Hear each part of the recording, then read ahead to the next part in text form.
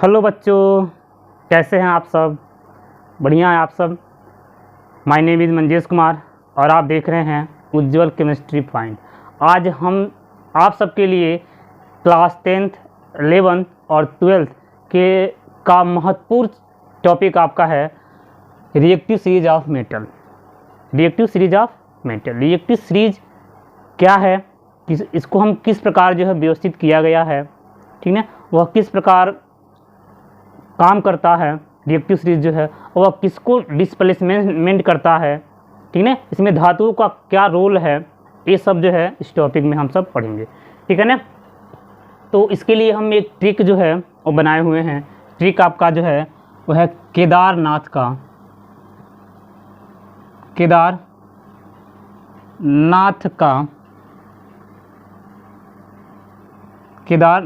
का माली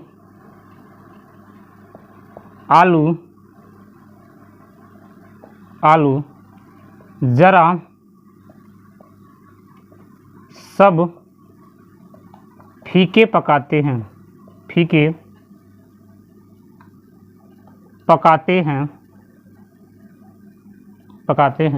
कौन है आगे आओ, ठीक है ना।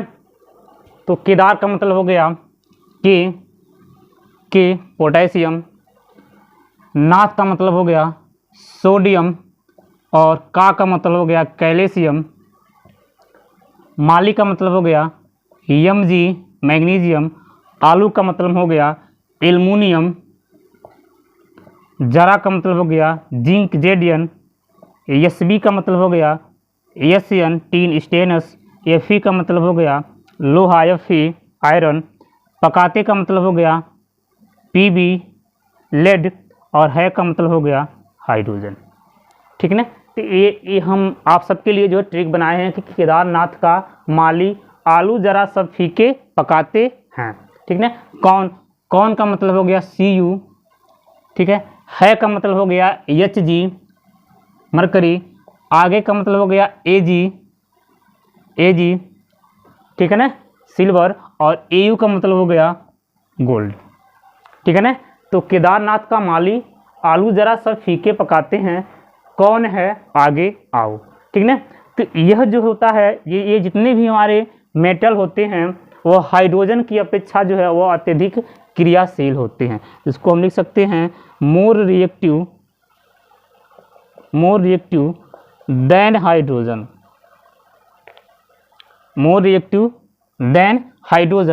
ठीक है। यह हाइड्रोजन की अपेक्षा क्या होते हैं, अत्यधिक क्रियाशील होते हैं, ठीक है ना। ये आपका है कि कौन है आगे आओ, यह क्या होते हैं, यह हाइड्रोजन की अपेक्षा कम क्रियाशील होते हैं। इसको हम लिख सकते हैं लिस्ट रिएक्टिव देन हाइड्रोजन। ये हमारे क्या होते हैं, यह हाइड्रोजन की अपेक्षा कम क्रियाशील होते हैं, ठीक है ना। अब हमने कुछ जो है पॉइंट लिखा हुआ उस पॉइंट को हम समझते हैं। कह रहा कि the series which arrange metal in the decreasing order of reactive is known as the reactive series. कह रहा है कि द सीरीज मैंने इस सीरीज को, ठीक है ना, इस श्रेणी को अरेंज किया गया है, मैंने धातुओं की जो श्रेणी है इनको हम अरेंज किए हैं डिक्रीजिंग ऑर्डर में, मैंने घटते हुए क्रम में, ऑफ रिएक्टिविटी मैंने इनकी क्रियाशीलता, इनकी अभिक्रियाशीलता के आधार पे धातुओं को एक श्रेणी में क्या किया गया, व्यवस्थित किया गया है। उन्हीं को हम रिएक्टिव श्रेणी करते हैं, इन्हीं को हम अभिक्रियाशीलता का श्रेणी करते हैं। करा 10 the least reactive metal, list का मतलब होता है कि जो सबसे नीचे व्यवस्थित होते हैं, जो कम क्रियाशील होते हैं। लिस्ट रिएक्टिव जो सबसे कम सक्रिय होते हैं, माने असक्रिय जो होते हैं, प्लेस्ड एट द बॉटम विच, इनको जो है सबसे नीचे जो है वो व्यवस्थित किया गया है। कौन कौन है हमारे, Cu है, Hg है, Ag है और E, इनको सबसे नीचे जो है वह व्यवस्थित किया गया है। करा कि while the most reactive metal is place at the top of the series. अब कह रहा कि जो मोस्ट रिएक्टिव हैं, जो मोर रिएक्टिव जो हैं उनको जो है वह टॉप पे जो है वह अरेंज किया गया है, वह उनको जो है व्यवस्थित किया गया है। ठीक है ना। कह रहा है कि इम्पॉर्टेंट ऑफ रिएक्टिव सीरीज, ठीक है, सक्रियता श्रेणी का कुछ महत्वपूर्ण पॉइंट है, इनको हमने लिखा हुआ है कि पहला आपका है कि the metal which are above hydrogen in the reactive series displace hydrogen form dilute H2SO4।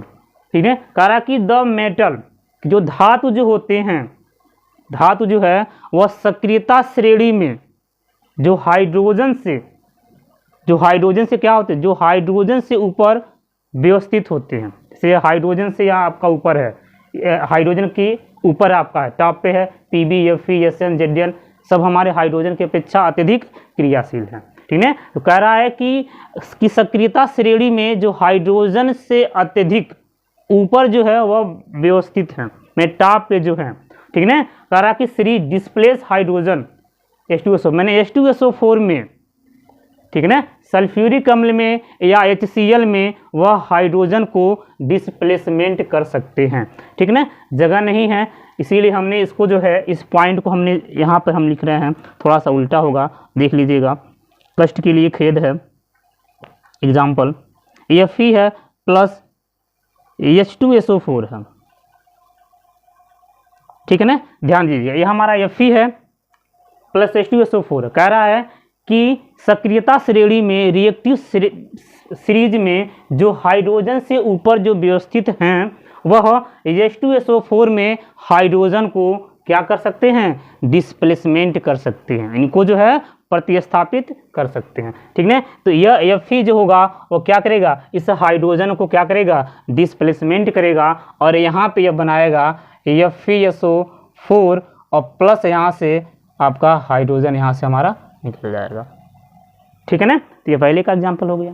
ठीक। दूसरा पॉइंट कह रहा है कि metal then are above other metal in the reactive series can displace them form their salt solution.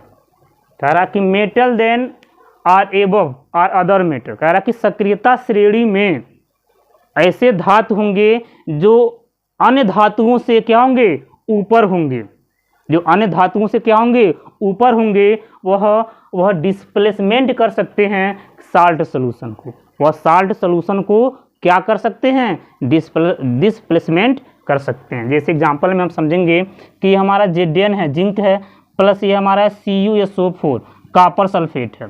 ध्यान दीजिएगा प्यारे बच्चों। ठीक है ना, ये हमारा जिंक है और ये हमारा क्या है, कॉपर सल्फेट है। ठीक है ना। जिंक और कॉपर का हम जो है अरेंजमेंट देखते हैं सीरीज में, कहाँ पे है यह।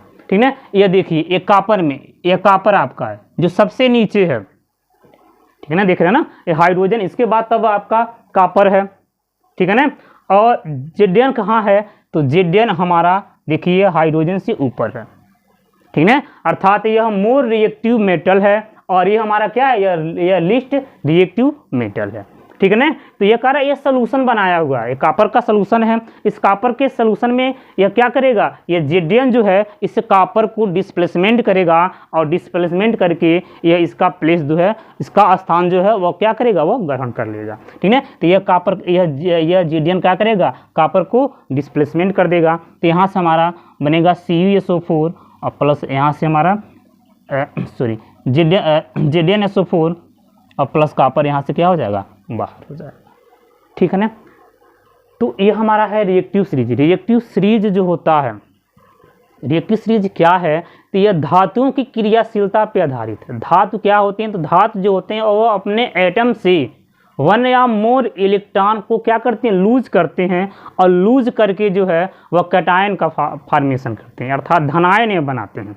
ठीक है। जितना यह जो है इलेक्ट्रॉन लूज करेंगे वह उतना ही वह क्या होंगे, वह मोर रिएक्टिव होंगे। ठीक है ना। तो इनकी जो है क्रियाशीलता, इनकी प्रवृत्ति और इनकी अभिक्रियाशीलता के आधार पे जो है एक सीरीज बनाया गया है, और इन सीरीज में जो है जो भी हमारे मेटल होते हैं इनको जो है व्यवस्थित किया गया है। ठीक है। और कैसे किया गया है, तो डिक्रीजिंग ऑर्डर के अनुसार, मैंने उनके घटते हुए क्रम में जो है इन मेटल को जो है वह व्यवस्थित किया गया है, ठीक है ना। तो इसमें कुछ इंपॉर्टेंट टॉपिक भी आप पढ़ लिए कि इंपॉर्टेंट पॉइंट क्या भी पढ़ लिए कि यदि हमारा जो है सल्फ्यूरिक अम्ल है या HCl है, ठीक है, इसमें आप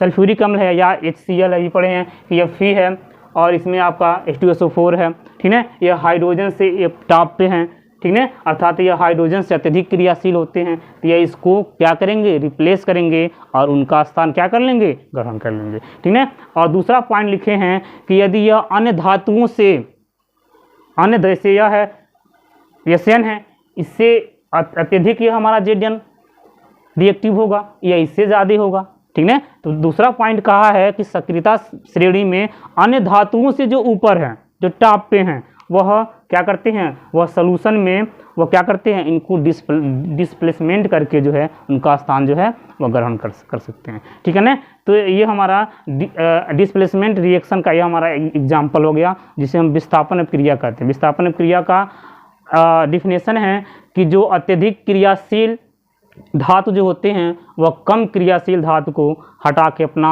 स्थान ग्रहण कर लेते हैं और एक न्यू कंपाउंड का फॉर्मेशन करते हैं। यही हमारा डिस्प्लेसमेंट रिएक्शन विस्थापन अपक्रियाएं होती हैं, ठीक है ना। ठीक, तो आप लोग जो है वह स्क्रीनशॉट ले सकते हैं, ठीक है ना।